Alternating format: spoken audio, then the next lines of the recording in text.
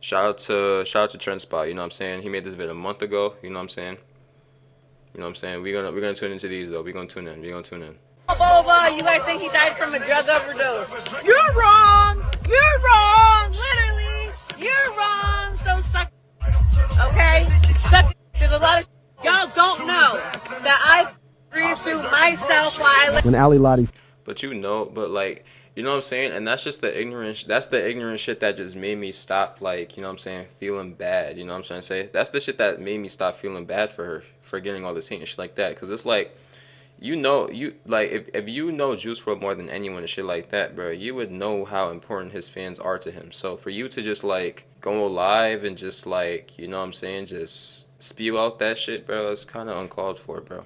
First dropped this clip on her IG story, I gotta admit, I was hella stressed. Stressed because it made no sense to me at the time. Stressed because it felt like she was just chasing clout. Stressed because I was done with this annoying habit of digging Juice's grave again and again, so I wanted to move on quickly from it. And I would have, but then this happened. Going to break.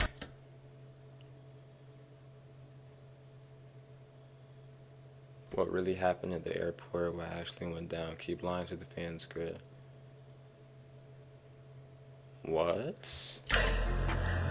Well, first I'm going to take it to court because they had me sign an NDA while I was in no state of mind to, while they had brought me drugs and made sure I was high. Do you know that on the day Juice died, no one in the plane saw him take the pills he reportedly overdosed on? And are you aware that Juice got into an altercation with someone, a fight the night before that ill-fated flight? Now, I'm not saying nothing, but if there was anything, you would expect Allie to know. So it's kind of crazy someone has her under an NDA. What are they trying to hide? What can Allie say that could be so dangerous? If she's really under an NDA, that shit would be so crazy, bro. Because the amount of hate she was getting from her fans is crazy, bro. Grade A already gets the hate, you know what I'm saying? The whole community is on the same page with Grade A and shit like that. Me personally, the way I feel about Grade A, over the years, you know what I'm saying? Over the years, around the time when Legends Never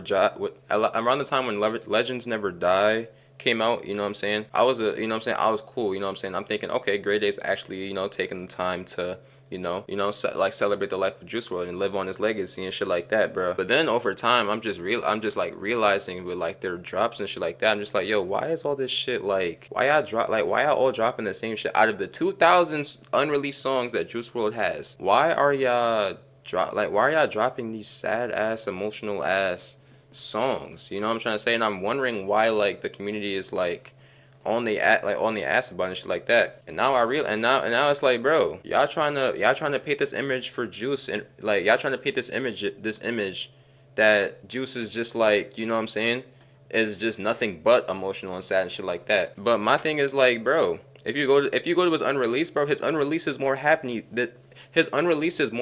than his release, which is crazy, bro. Which is really crazy, you know what I'm saying? I'm not really a Juice unreleased type of person, you know what I'm saying? I don't like listening to leaks like that, bro.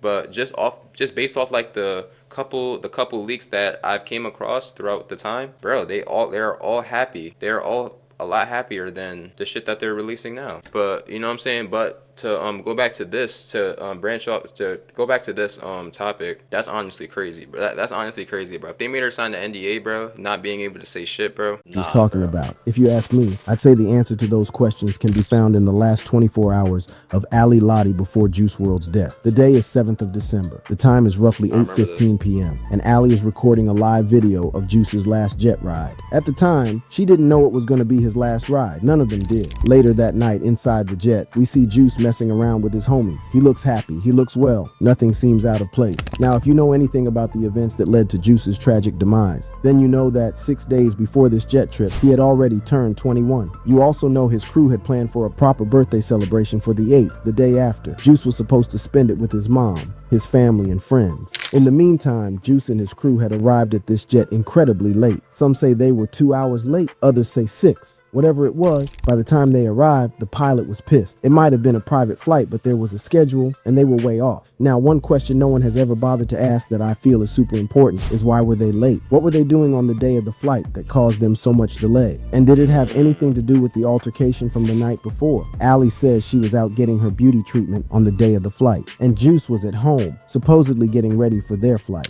By the time I got home, he was in the studio, but he was really high, and it was like daytime. Like, we need to pack daytime, like, because in a little bit we're gonna have to leave, go on the jet around, like, 8ish. I remember he just wasn't paying attention, and I was like, you need to start getting ready because I'm gonna be getting these things done. I don't need to tell you that. Juice had a serious drug problem. It was common knowledge and he didn't try to hide it. So let's talk about what likely happened when Allie was out of the house. Again, if you are familiar with the events that led to the Juice tragic demise, then you know that he and his crew carried a lot of luggage with them into the plane. And in those bags was 70 pounds of cannabis along with ammunition. If you're not familiar with how Americans measure stuff, 70 pounds is a whole lot. That's about 33 kilograms worth of cannabis. Yeah, and they catch that. It's a whole bunch of years in jail. And if you still can't visualize that, it is the weight equivalent of 2,310 iPhones. They were moving heavy, all right, and my theory is that that was what delayed them. But did Juice know about it? And did he have anything to do with the luggage in any way? That's the problem. Because of reasons you will soon come to learn, we will never know the true depth of Juice's involvement. But then that Which is really crazy to think about too, bro. It's like when they talk about when they talk about the amount of marijuana and a whole bunch of drugs on the plane and shit like that, bro. We really don't know who's behind that, bro. But the image is going to be painted on Juice WRLD and shit like that because of his music and because of the drug problem that he actually had. Shit's sad, bro. Leaves us with Allie Lottie. Did she know there was cannabis in the luggage? Well, that's where things get tricky. In her interview, Allie kept talking about the night before. She kept saying something had happened the night before the trip without stating what exactly, talking vaguely about it before slipping into a rant about how she hates planes. He was good, I was good, everyone was good, you know what I mean, from what I knew. But again, I didn't know a lot of stuff had happened the night before. But from what I knew, everything was good. And then we go on the plane. Everyone knows I'm terrified of being on planes in general, previously from this, but obviously this is a huge thing. But what was the stuff that happened from the night before? Allie never says. But for now, we'll assume that it probably had something to do with the suitcase of 70 pounds of cannabis. Now, you must know that Allie isn't really a saint when it comes to drugs and the movement of it. She has had her fair share of drug cases with the law. But the one that stuck out the most in the immediate aftermath of Juice's death had to do with a thread that went viral on Twitter. This thread claimed, with receipts, that Allie Lottie was not only a drug dealer. Right before he passes, a high-profile drug dealer may have contributed to him. She had also been convicted for trafficking meth, cocaine, and heroin. This charge reportedly got her a 2.5-year sentence. It was wild when it dropped, but it was later debunked. I didn't know about the drug dealer part, but I already knew that she was already like into drugs and all that other shit. You know what I'm saying? I already knew that, but I didn't know a drug dealer though. It's false, because if Allie had really gotten time on those charges, she would have never met Juice. But whoever served the time had her exact name, Alicia Leon, and the chance of that happening is trippy to say the least. Now let's ignore who knew where what was and focus on who actually put that amount of cannabis in the bag on the flight. Because once again, there's no way on earth it was Juice. There's no scenario where Juice was getting and smuggling 70 pounds of weed in their luggage on a private jet and with guns. My guess, it was his crew. When I first met him, I told him like Lucid Dreams is your best song. And he was like, you think so? He said, you wanna know something, Bibby? That's the only song that I sat down and I thought about. Wow. So I said, well, you know what that means? You should probably sit down and think about another song.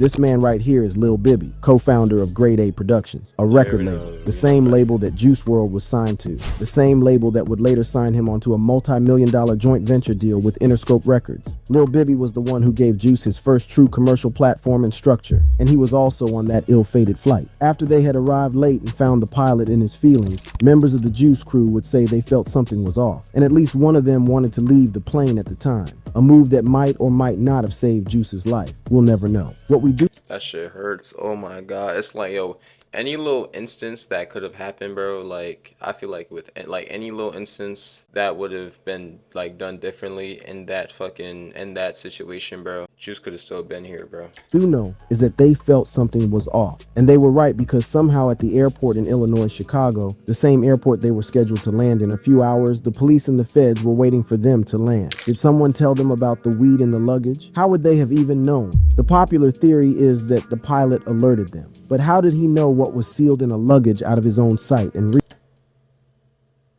See, I'm not going to go down this rabbit hole again. No one knows for certain if the pilot informed them, and no one will ever know except you can track the pilot in question and extract it from him yourself. We have bigger fish to fry, and it has everything to do with why on earth the feds were at the airport waiting for them. You see, I can understand why both the police would be waiting for them, but the FBI's presence was oddly specific and also pretty confusing. But hey, not everyone was confused. It was only confusing for those who knew nothing of Lil Bibby affiliations, confusing to those who knew nothing of the No Limit Gang, confusing to those who didn't know that just a few days before Juice and his crew got on this flight, there was a gruesome murder in the city of Chicago, and Juice's crew along with Lil Bibby were neck deep in it. Shoot 'em shells, Mr. Death 150. Yeah, I know I be catching y'all stupid ass. You know? And I got, but you know, everybody telling me to leave the other alone. There's folks on his music, and they right. So I'm gonna do that, you know. Stay out the way.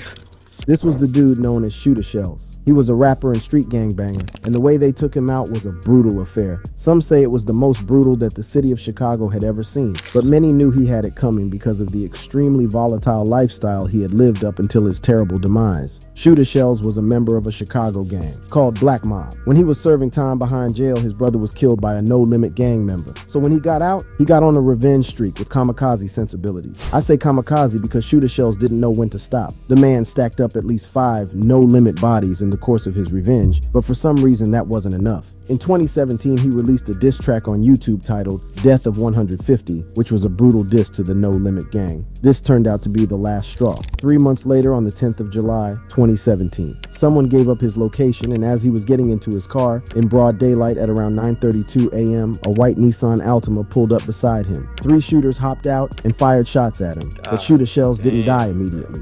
He staggered and fell to the ground half alive, half dead. So these 3 shooters gathered around and fired several rounds of bullets each into his head. I can't show you the photos for very obvious reasons. Just know that when the police arrived, they recovered 43 shell casings near his body. When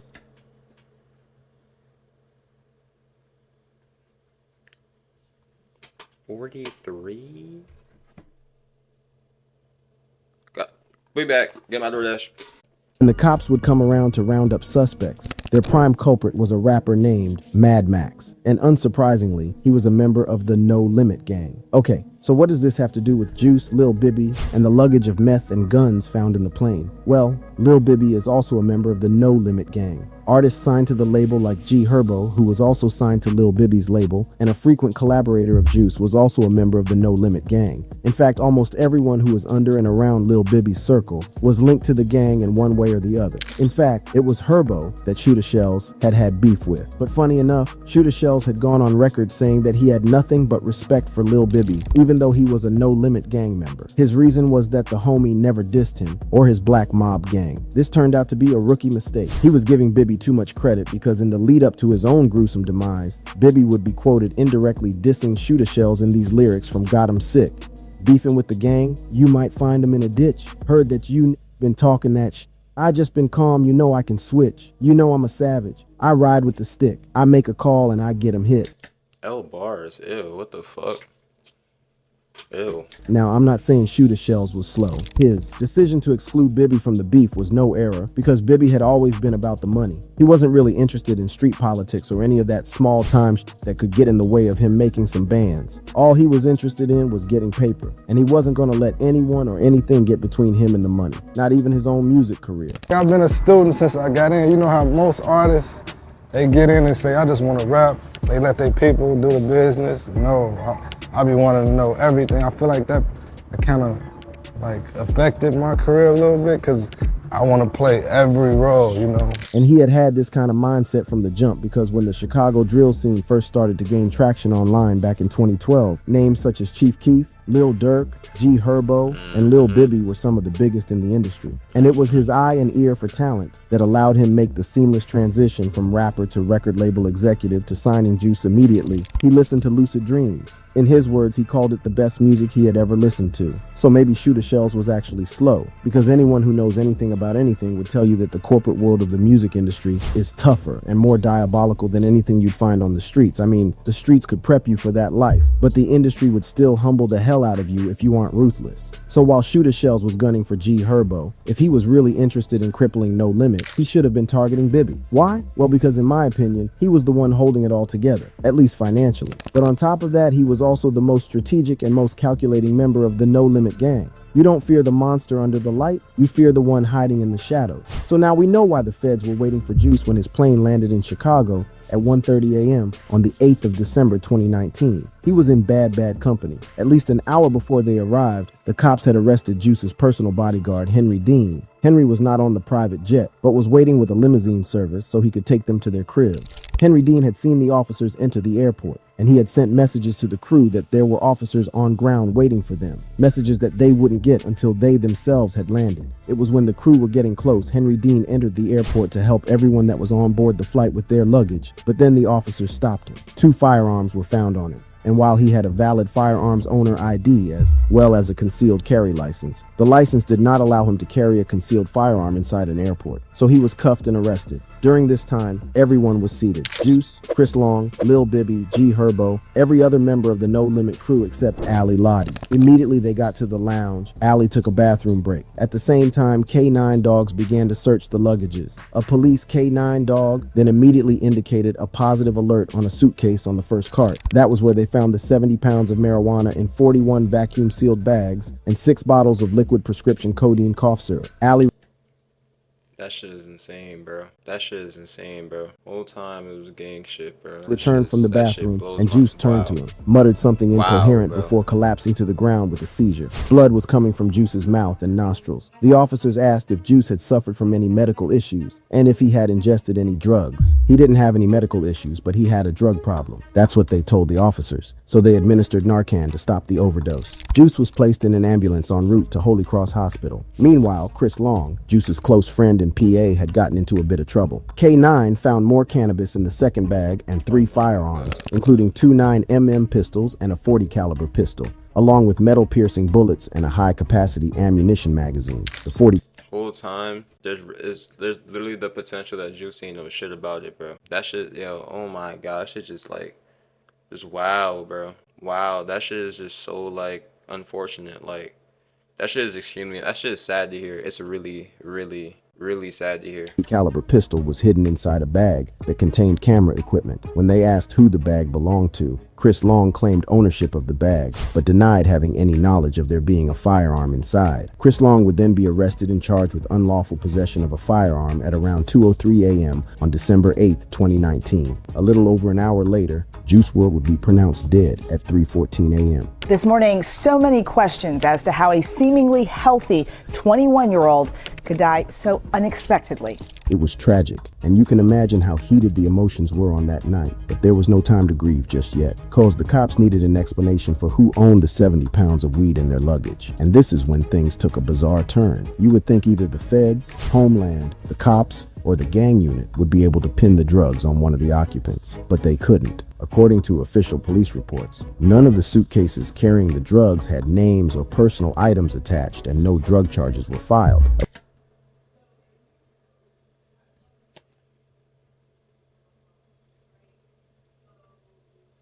Wow. Wow.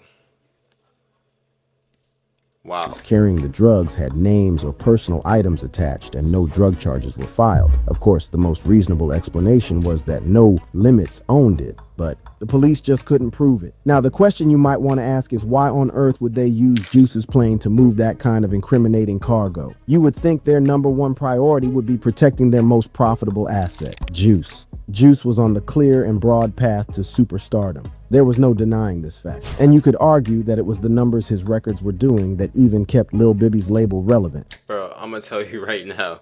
Bro, and we gonna keep it a buck, bro. Ain't nobody would even like there's not a single person that would like really know and like keep in touch with Grade A Productions, bro, if it wasn't for this nigga right here, bro.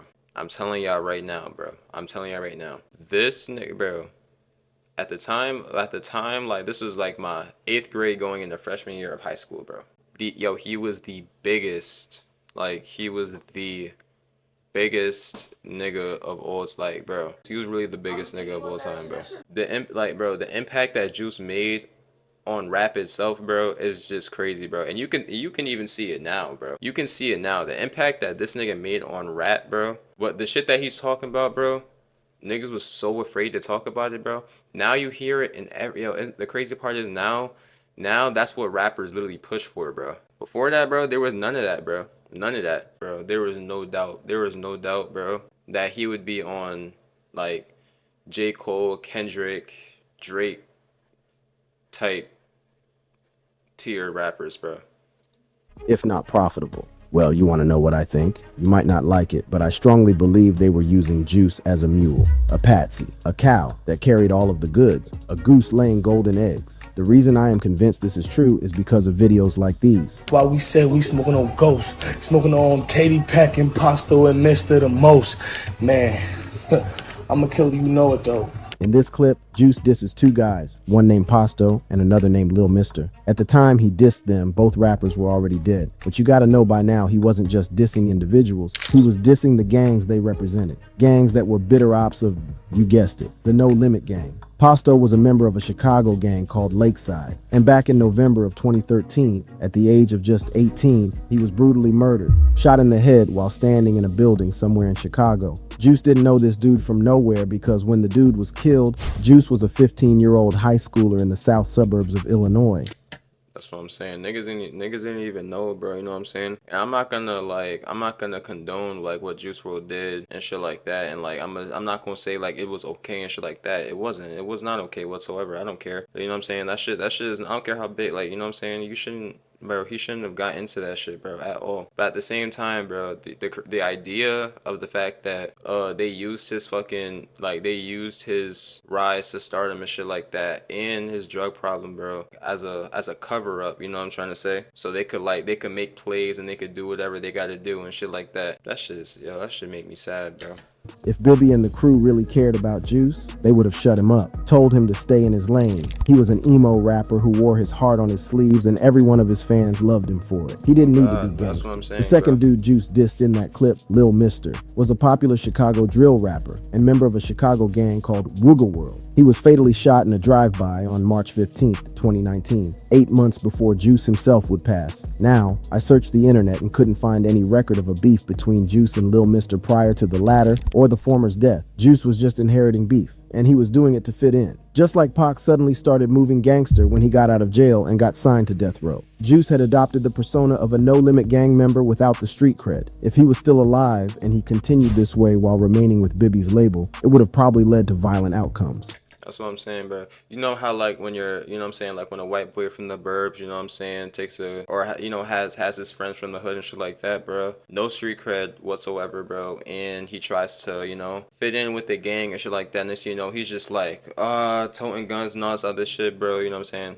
It's kind of the same idea, you know what I'm saying? It's kind of the same idea, except they use, like, you know what I'm saying, except the fact that he's an like upcoming star, like, you know what I'm saying, upcoming superstar, you know what I'm trying to say. And then he's dissing members that he never even like associated with whatsoever, bro. You know what I'm saying, bro? If the label cared about him, bro, they would tell him to shut the fuck up, you know what I'm saying? Just like any other good friend would do, bro. You know what I'm saying? If I'm like, bro, me personally, like, bro, if you talking shit about like some people I'm beefing with and you don't know them, I'm gonna tell you to shut the fuck up. You know what I'm saying? I'm gonna tell you respectfully, you don't know what you're talking about. That's what Bibby ain't do though. There was no scenario in the multiverse where Juice stayed with Grade A. And it wasn't because Juice would have wanted to leave, it was because Grade A would have been too small to keep him from leaving. By now, 2023, Juice would have been in the top 10, if not top 5 artists in the world. Not rappers. I'm talking about musical artists across all genres. Artists, and it would make zero sense for him not to own his own label. So, artists, bro. Artists.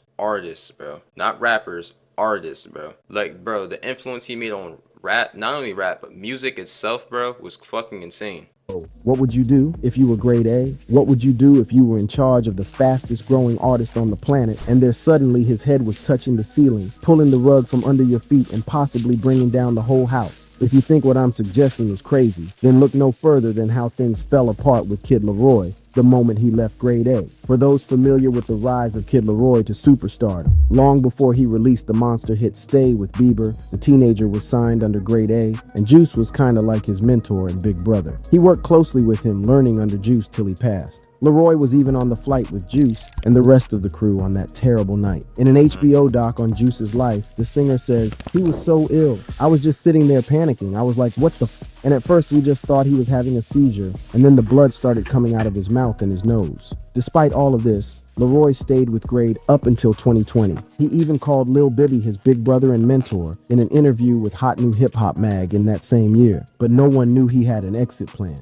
An exit plan that came in the form of Scooter Braun. Because I mean, if there's anyone that can make gangster CEOs feel emo, it would have to be Scooter freaking Braun. That's the man that took on Taylor Swift and her horde of Swifters and came out without a Scooter freaking. Because I mean, if there's anyone that can make gangster CEOs feel emo, it would have to be Scooter freaking Braun. That's the man that took on Taylor Swift and her horde of Swifters and came out without a scratch. But we're getting distracted. Laroi's departure didn't sit well with Bibby or his partners at grade A. When the Stay Crooner did a cover story with Billboard after the fact, they asked the rising superstar what happened with grade A, but reps from Columbia jumped in to decline comment. And when Laroi eventually got the chance to speak about grade A, he simply responded, "We won't talk about them." So, is there a possibility that Juice had started showing signs of wanting to leave grade A? Is there a possibility that someone decided that Juice would be more useful to the label dead than alive? Well, if anyone is going to suggest something that extreme or incriminating, that person has got to weigh the odds. What did grade A stand to lose if Juice had left the label like Kid Laroi later did?